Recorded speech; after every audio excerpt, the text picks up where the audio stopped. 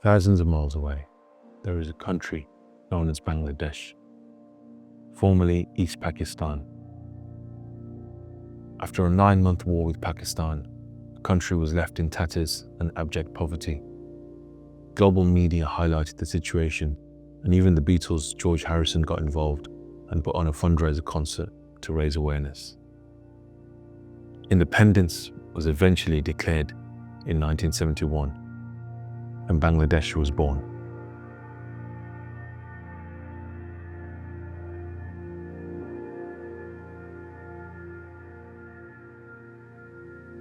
Bangladesh is now seen as a fast-developing nation and a financial powerhouse in world economy.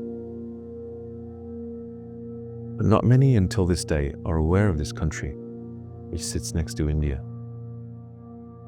It's something that many of us who have roots in the country are troubled by. Troubled that when we say we are from Bangladesh, often there are blank expressions. People are familiar with India or Pakistan, but Bangladesh? What comes to mind when one says Bangladesh? It's a beautiful, lush, green nation where tea, jute, and muslin originates. It's a place where hospitality is woven into the fabric of the nation and its people, where on a regular day, 4 to 5 unique curried dishes are cooked and eaten as standard.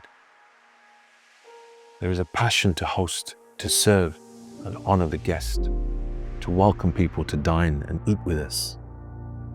Bangladesh is a nation to be proud of, and as a young man growing up, these things I took for granted that I'd seen and heard and experienced, and didn't realize the richness of this nation and the people. You only thought of monsoon or floods, perhaps. And it is out of frustration that I was driven to act to try to change things. That limited perspective, that narrow view really bothered me. But perhaps it's not people's fault. Perhaps we as Bangladeshis didn't do a very good job of representing. Perhaps we have failed at communicating effectively what Bangladesh is.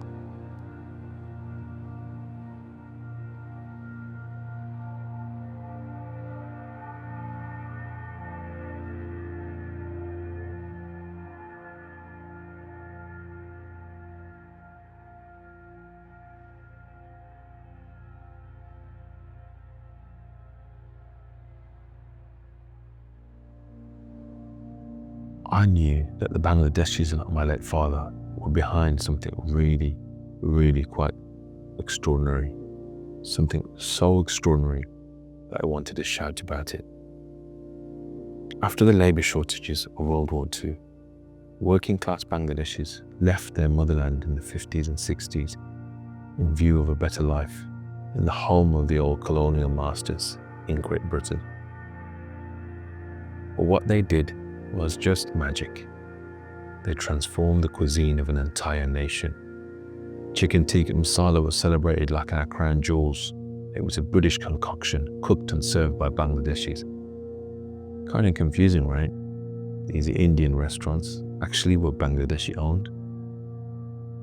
In fact, 85% of them were Bangladeshi and not actually Indian at all.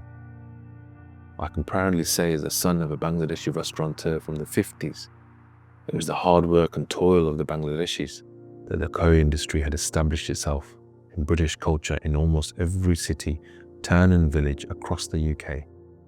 From London to Newcastle, Birmingham to Bristol, John O'Groats to Land's End. The first Indian restaurant established in the UK was in 1810, the Hindustani Coffee House, opened in London by Sheikh Deen Mohammed, a Bengali surgeon and entrepreneur from Calcutta. Others followed in the 1920s, serving returning colonial officers, Indian professionals and Lascars. It wasn't long before the rest of the British population went mad for the taste of the exotic.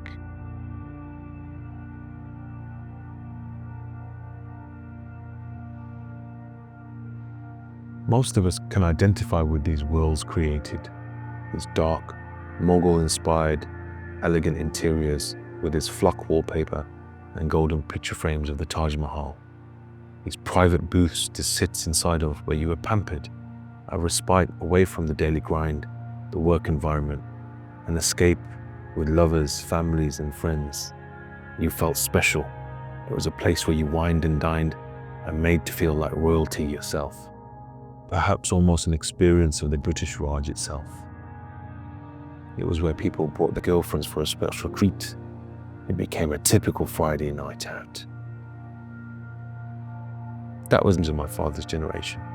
They wanted to bring a bit of the homeland, the Indian subcontinent into the high streets, by bringing a bit of spice to British life, to the host nations which they had adopted as home.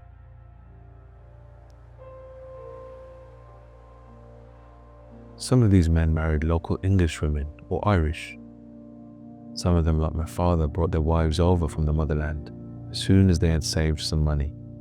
They had children and began to integrate into British society. They strived to send their children to the best schools, with big aspirations of sending them to university.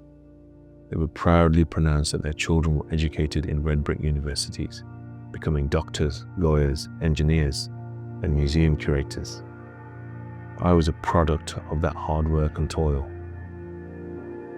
The money they earned and the empires they built from the curry industry enabled people like me of my generation to do what we do today.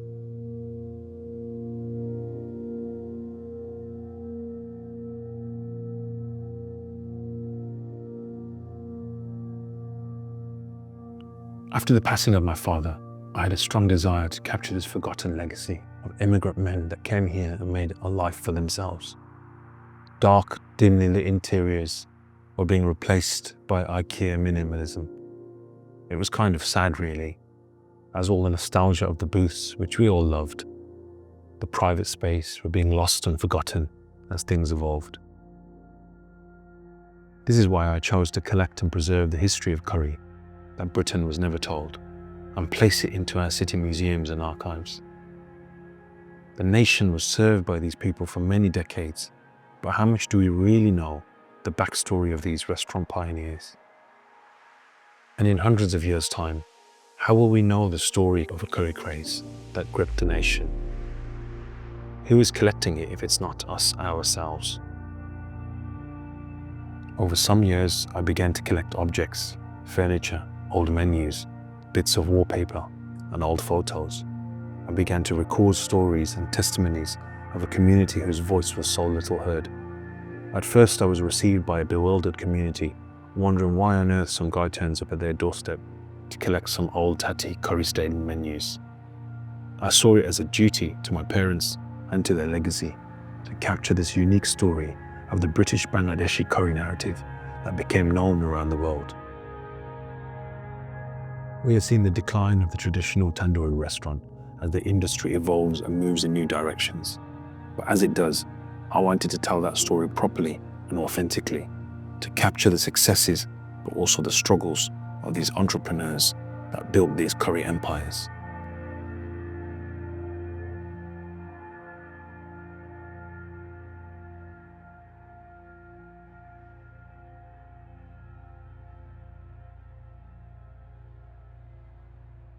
Many years ago, I recall a moment with a regular customer who had the privilege of entering past those kitchen doors to say hello to the chef and the lads. He spots this big pot being stirred in the kitchen. It was the staff curry. He asked to try some, and never forget his face when he entered our world through our food. He went silent for what seemed like forever. We waited. Eventually, he asked one simple question. Why are you not selling this in your restaurants?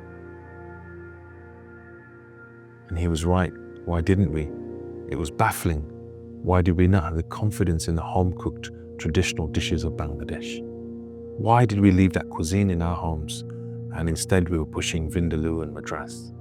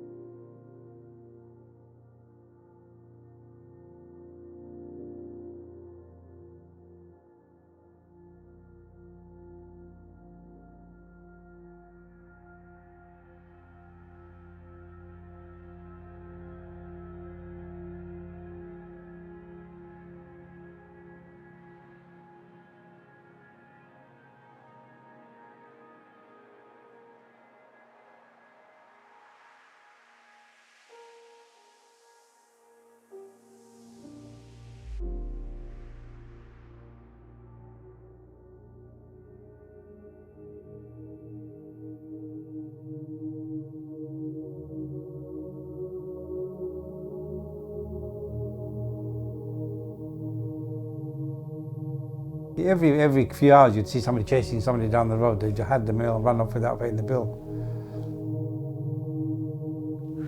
And I used to deliver trays of chicken to quite a few restaurants from Good Street. Yung fast food dyan dukano ko lang ita English o ita sila. Kub ko masil. Lagi lunch o kub siya kanyo ito. 26. 3-course lunch. Då var de beton fick them fast pound a week.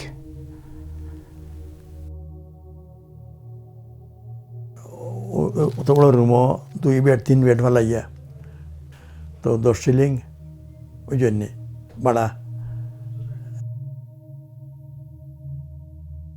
তো lunch গিয়া যেমন আমরা staff হইবার আগে আমি যতটুকু পারতাম আমরা সাত দিলাইতাম হুবার টুবার মারা বাজো করা